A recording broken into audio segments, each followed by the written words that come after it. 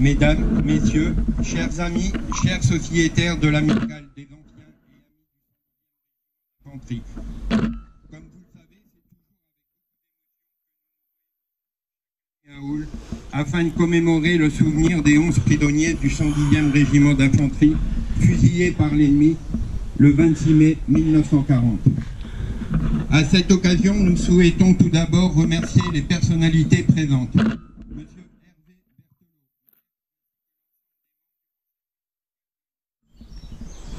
Sophie Ouarot et Bertrand Petit, conseillers départementaux. Monsieur Philippe Wangmaker, président du comité de coordination de Dunkerque. Mesdames, Messieurs les autorités civiles et militaires, Mesdames et Messieurs les représentants des 110e régiment d'infanterie, Mesdames et Messieurs les présidents et porte-drapeaux des associations patriotiques. La crise sanitaire que nous vivons la deuxième année consécutive a été difficile. Nous n'avons pu nous réunir dans des conditions optimales pour entretenir ce devoir de mémoire qui nous est si cher. Il est important de continuer d'entretenir cette flamme du souvenir, mais aussi de la transmettre à nos enfants, comme nous nous devons de leur transmettre aussi cette envie de vivre ensemble, l'envie d'un avenir pacifique au sein d'une Europe unie. Une Europe destinée par ses initiateurs à assurer la solidarité et la paix entre les nations. Soyons dignes de l'exemple des femmes et des hommes de ces pays qui ont combattu et lutté au péril de leur vie pour préserver notre liberté. La paix et la liberté sont des valeurs fragiles. Il nous appartient aujourd'hui d'en faire prendre connaissance aux jeunes générations. Aujourd'hui, soyons fiers d'entretenir cette mémoire. Soyons heureux à l'image de ces cadets de la gendarmerie qui nous aideront pour conserver cette flamme de la mémoire, pour ne pas oublier celles et ceux qui se sont battus pour notre liberté. Je souhaite terminer ces propos par l'évocation d'un court-métrage, Colette, qui a obtenu il y a quelques semaines en Amérique l'Oscar du meilleur documentaire. Pourquoi cette évocation? Parce qu'une jeune fille de la région, Lucie Fouble, 17 ans, étudiant en histoire, a fait des recherches pas très loin d'ici, au mémorial de la Coupole à Elfaux.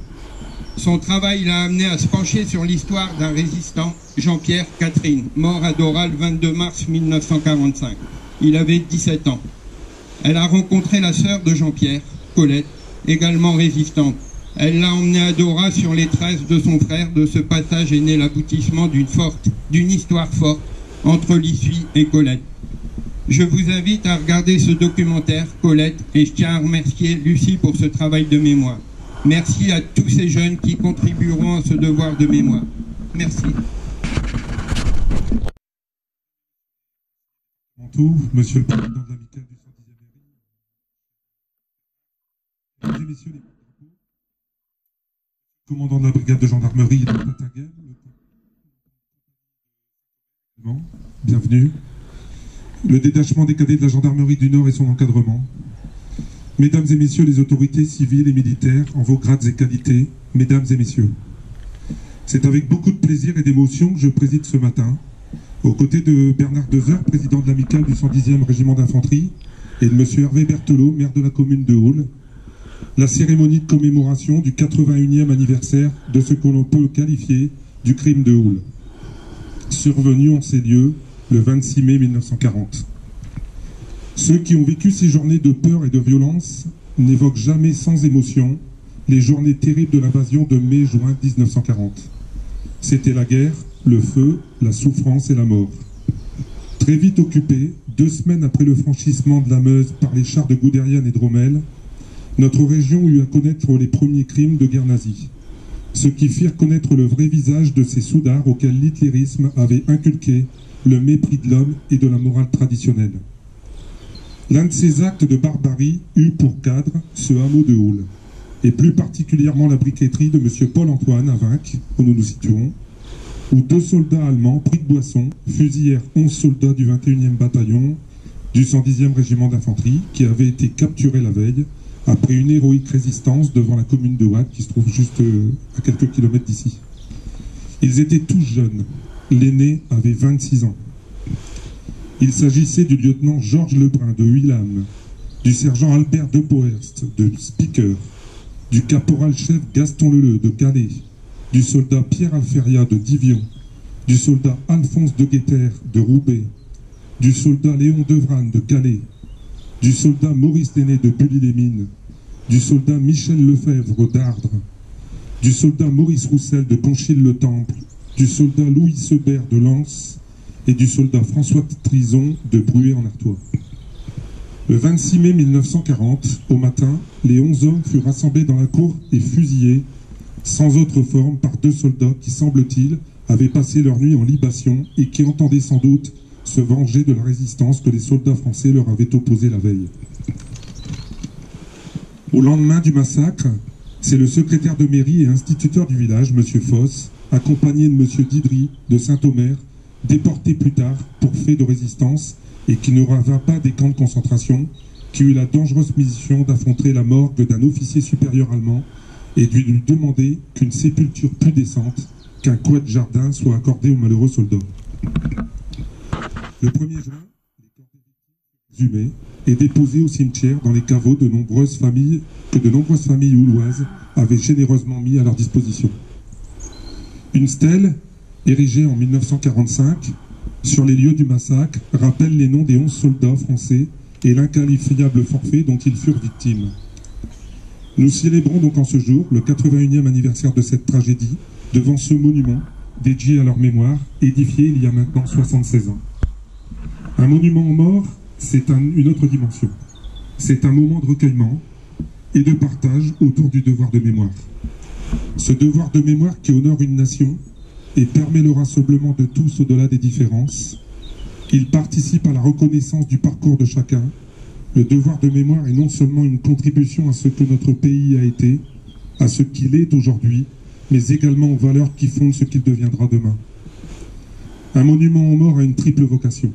Rendre hommage aux morts qui ont payé de leur vie la reconquête de la liberté, se souvenir des combats pour la paix dont nous mesurons encore aujourd'hui la fragilité, et honorer le devoir de mémoire en transmettant aux jeunes générations les valeurs pour lesquelles leurs aînés ont combattu.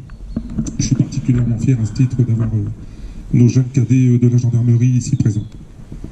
Les années ont passé, les épreuves ont succédé aux épreuves, les événements aux événements, et le monde a changé. Ce siècle s'ouvre à présent vers un monde nouveau. Vous, jeunes d'aujourd'hui, regardez ce monde avec les yeux de conquérants et façonnez-le à votre image. Mais n'oubliez jamais et ne transigez jamais avec les valeurs de la République et de la démocratie qui sont celles de la France.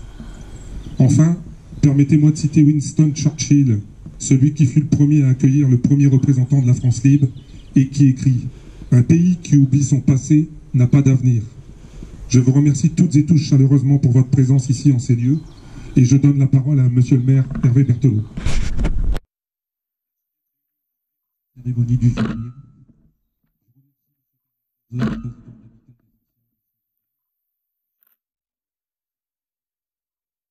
Madame Sophie Marot et Monsieur Bertrand Petit. Frédéric, président des anciens combattants de Houlle. Les porte-drapeaux. Messieurs les anciens combattants, dont le président d'arrondissement Augustin Carré, mesdames et messieurs les élus, monsieur le commandant de la compagnie de la brigade de Saint-Omer et le gendarme de la brigade de Saint-Martin et Tintingham. Je remercie également la présence du détachement des cadets de la gendarmerie encadré par l'adjudant-chef Hottman et les membres de l'association. La présence aujourd'hui à cette cérémonie du souvenir des cadets de la gendarmerie dans le cadre de leur service national universel phase 2, permet de préserver le devoir de mémoire envers ces héros qui ont donné leur vie pour notre liberté.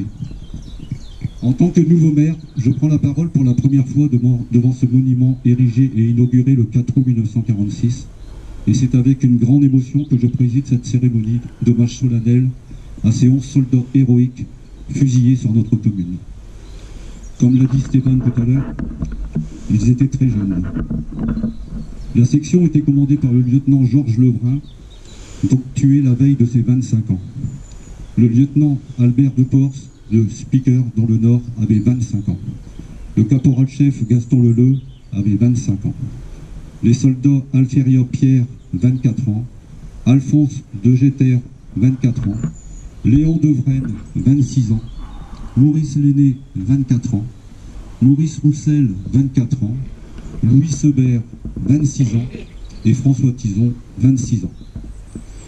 Même si cette cérémonie n'est pas aussi relevée que les autres années et doit se dérouler en comité restreint à cause de la pandémie de Covid-19, la municipalité tenait à rendre, comme chaque année, cet hommage pour rappeler que le 26 mai 1940, il y a 81 ans, ces jeunes soldats du 110e régiment d'infanterie étaient fusillés à Hull dans la cour de la briqueterie. Aujourd'hui, nous nous recueillons devant ce monument dédié aux 11 victimes de cette tragédie sans pareille, car nous ne les oublions pas et nous ne les oublierons jamais, quoi qu'il arrive. Si nous sommes réunis aujourd'hui, c'est aussi pour nous souvenir de tous ceux qui ont combattu en tant que soldats français, soldats de nos colonies, soldats alliés de tout pays, en tant que résistants, hommes ou femmes, parfois presque enfants, tous ceux qui ont sacrifié leur vie. Nous devons rendre hommage à tous ces hommes et toutes ces femmes qui se sont soulevés malgré les risques pour que la France garde sa liberté et sa démocratie. Aujourd'hui encore, nous savons que nous devons préserver cette paix qui nous a été transmise comme le bien le plus précieux. C'est pourquoi nous devons également rendre hommage à tous les soldats de notre armée d'aujourd'hui, à tous nos policiers, tous nos gendarmes qui œuvrent pour notre sécurité et pour la paix dans le monde. Merci pour votre attention.